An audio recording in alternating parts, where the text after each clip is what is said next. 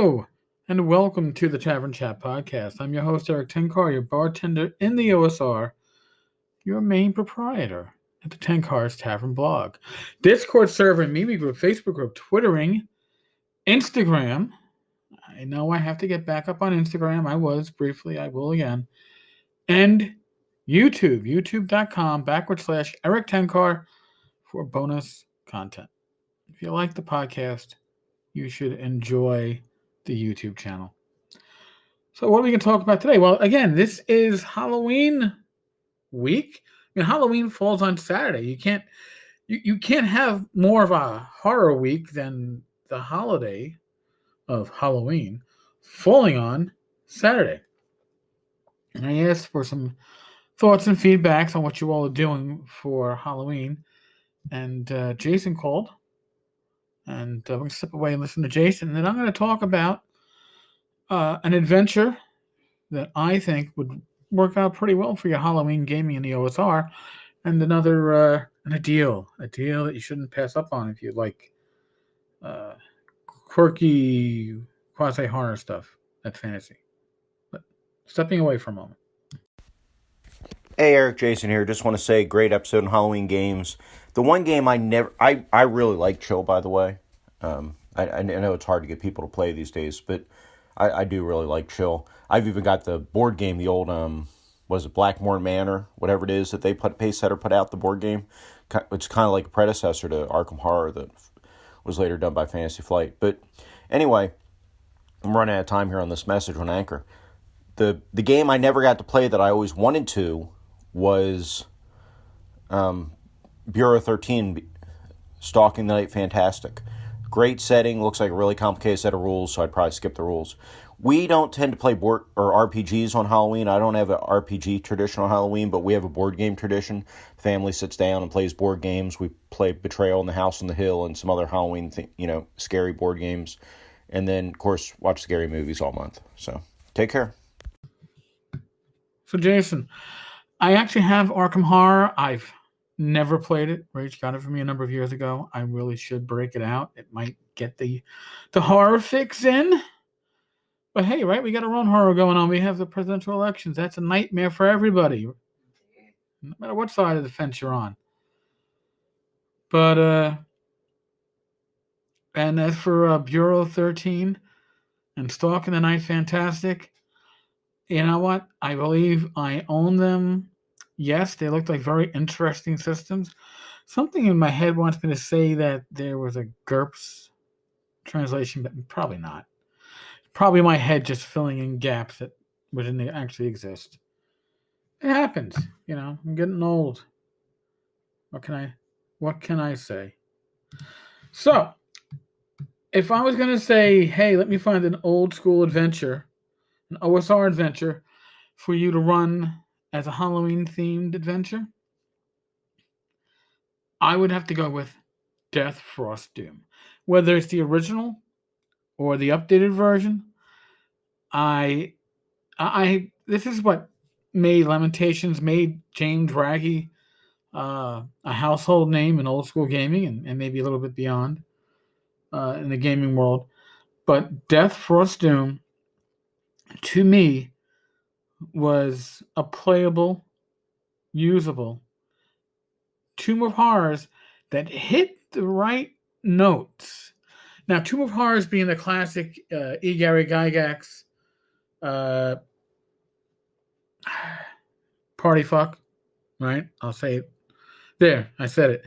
It was meant for a tournament adventure, so yeah, there was a lot of good stuff for your party to walk out with, and there's a lot of ways for your party to get screwed, and the level had very little to do with it, right? I mean, a lot of the death was pretty random. Death Frost Doom is aimed at lower level characters. It's survivable. Now, I know we're talking Lamentations adventures and survivability, and Lamentations usually does not go hand in hand. This is before James decided that every adventure should look amazing and be a total party fuck. Okay? This is when James was producing stuff that looked very good, but was extremely usable. You could drop it into your campaign, run with it. Was it tough? Yes. Did it make your players think? Yes. Was it disturbing? Probably. The updated version comes in at 66 pages. I got the PDF up on my screen as I'm saying this. And it's updated with some additional expansion by Zach Smith. And there's some author's notes. And I know Zach is persona non grata. Hey, I said it before, and I'll say it many a time. I think Zach Smith is a fucking asshole. I really do. And as a person, as an individual, at least his online persona, I don't know if he has any redeemable characteristics. I don't know him outside of his social media presence. Obviously, I've read the stories of his alleged actions outside of social media. That being said, he produces some of the best role-playing game material that you're going to find. Some that is horrendously overrated. I think Vornheim is horrendously overrated, but his work on Death Frost Doom, coming in after James and making it even more of what James initially intended to be, is spot on. I think it's one of his better works right there with Red and Pleasant Land. I gotta say it. Guy could be a reprehensible individual and still make some amazing gaming material. And this is what he says about Death Force Doom. When I first read James's Death Force Doom, I considered it not just the best module I'd ever read, but the only useful one I'd ever read. It demands only a little of your campaign space and time, but it does something with every inch of that space and every second of that time. I've tried to keep it as disturbingly efficient as it was when I first met it 5 years ago, because this is back in 94 when he's writing this. When it helped kick off the campaign I am still running today, and when it caused most of the trouble the characters have been dealing with since. I think we've done no violence to it and given you and your players a few more toys to play with and smash. Zach S., June 7th, 2014. So, think about it. You might already have this in your collection. If you're somebody who's been downloading PDFs from RPG Now, you might have the original version. There was a time when James was putting a lot of his PDFs on sale for $1. That's probably when I got it. If you have the original version, check your drive-through account because it should be updated to the new edition. And it's well done, very attractive, and simply a great adventure. So you're going to really challenge your party, and it's not going to be a total party screw. I know. How dare I say that? But it's true. And it's not like James's later work. So this is early work that's been revised and still is excellent. Now, since we're on the topic of horror-like gaming bargains, okay, I'll probably tomorrow or Thursday, I'm going to go on YouTube. I will do, not really an unboxing, but I'm going to show the Call of Cthulhu, I guess, basic set or basic box, the starter box. I think it's an awesome deal. It's great. You can find it on Amazon. Actually, if you order it now and you have Prime, you can probably get it in time to handle all of your gaming needs. But Humble Bundle right now has a DCC, Dungeon Crawl Classics RPG Humble Bundle. It is, dare I say it, fucking amazing. Now, if you want to support the tavern, and I hope you do, but I can understand if you're not concerned. But if you do, go, if you want to help support the tavern, you want to pick up this bundle, go to tencarstavern.com. That's really all you need to do. Because Here we go. I'm going to try to bring this to the point where I can read it, because when I was first doing this and I was sharing it out in the blog, I had to zoom out to fit the screenshots. For $1, you get Dungeon Crawl Classic 77.5, The Tower Out of Time. You also get Frozen in Time. That's number 79, 79.5. Tower of the Black Pearl. Now, Tower of the Black Pearl was originally written for 3rd edition. The Harley Stroh adventure.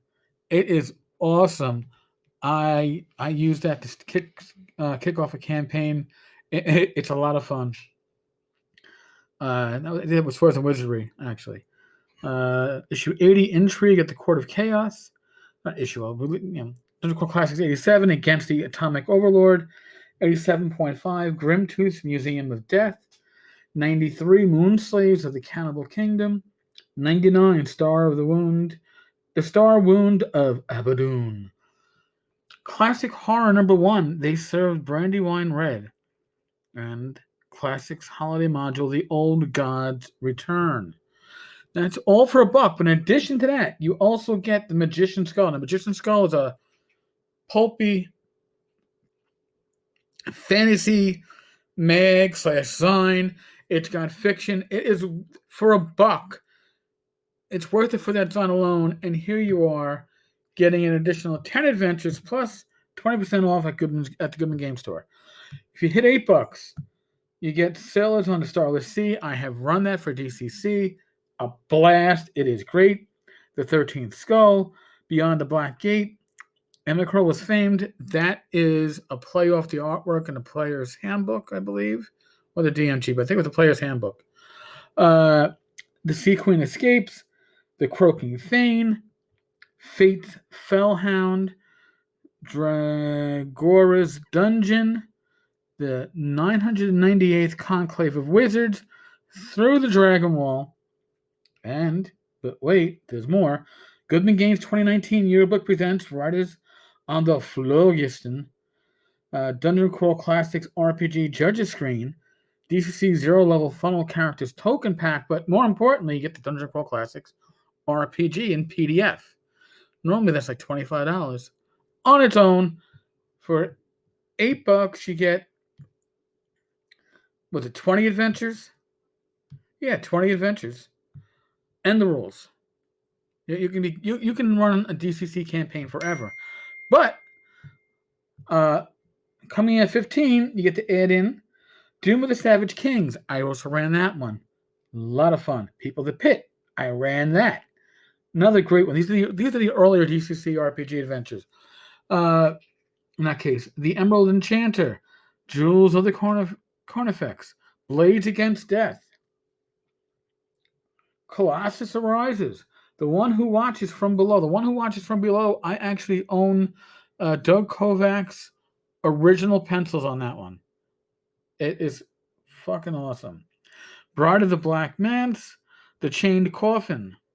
The Chained Coffin. I have the boxed set. It is basically it's a campaign. It is great. The Making of the Ghost Ring, Hole in the Sky, Curse of the Kingspire, Neon Knights, Enter the Dagon, The Tower of Faces, The Queen of Elfland Sun, Imprisoned in the God's Skull, the Dungeon Crawl Classics Annual, the 2013 Goodman Games Program Book for Gen Con, and the 2014 Program Book. So let's see. You're adding like another 17 adventures when you hit 15. I've lost track. It's somewhere around 20, 30. Oh my god, like 37 adventures you can get for $18, whether you play DCC or not. Here's the thing with the DCC adventures. I want to call them off kilter, but they've all got this horror aspect to it. With DCC, you have patrons, which are basically like elder gods or the forces of law and chaos in Elric. and they are forces behind the scenes. So your PCs in the game system get corrupted. So there's this undertone, okay, of horror going through it all. And for Halloween, I think it would work really well. I personally have run some of the stuff uh, using the Swords and Wizardry rules. Why? Because as much as I enjoy the DCC RPG rules, my group did not. It was a little bit too swingy. It's a matter of taste, but the adventures they loved. So I was just running with Swords and Wizardry. I'd convert on the fly. I advise others to do so. So if go to Humble Bundle, you can grab this. It's the DCC Humble Bundle, Humble RPG Book Bundle, Dungeon Crawl Classics RPG by Goodman Games.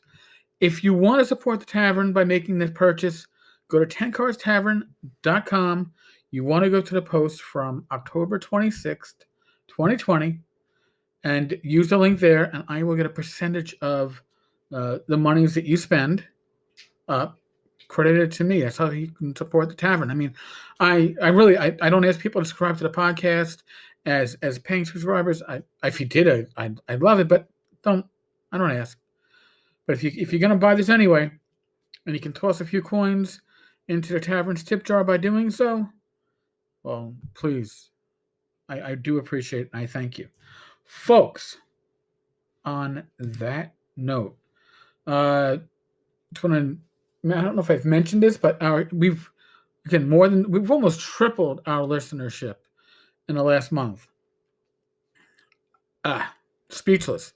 We're inching up on 600 listeners for the podcast, regular listeners. That's not including people that drop in, drop out, or whatever. Keep spreading the word, folks. Keep spreading the word. And email me, 10cars.tavern@gmail.com, and let me know what you want. Let me know what you want out of the podcast. If you have things you want me to cover, talk about, ask. Hopefully tomorrow, it's Wednesday, maybe some Talking Crit live with Bad Mike. Wouldn't that be fun? We'll see. All right, folks. We're in the midst of the pandemic world, so what does that mean? You know what it means. All right? Please, I beg of you, use your common sense. Use your common sense to keep yourself, your loved ones, your family, your friends, your community safe. If you need guidance, seek professional medical advice from somebody that you trust. Your medical providers. Don't listen. Ignore the talking heads on TV. We have an election coming up here in the States in a week from today. Vote. I don't care how you vote. All right? That's your business. But you can't complain if you don't vote, right? So vote. Some states have early voting. New York State has early voting. So we can vote early through Sunday. We could have also done mail-in voting if we requested an absentee ballot. But vote. Let your voice be heard. Even if the outcome in the end is not what you would have preferred, at least you'll have the right to say, fuck, man, we lost, as opposed to, fuck, man, I didn't vote. So vote. On that note, be safe, be well, God bless, roll those dice, and I will, hopefully, talk with you all tomorrow. Later, folks.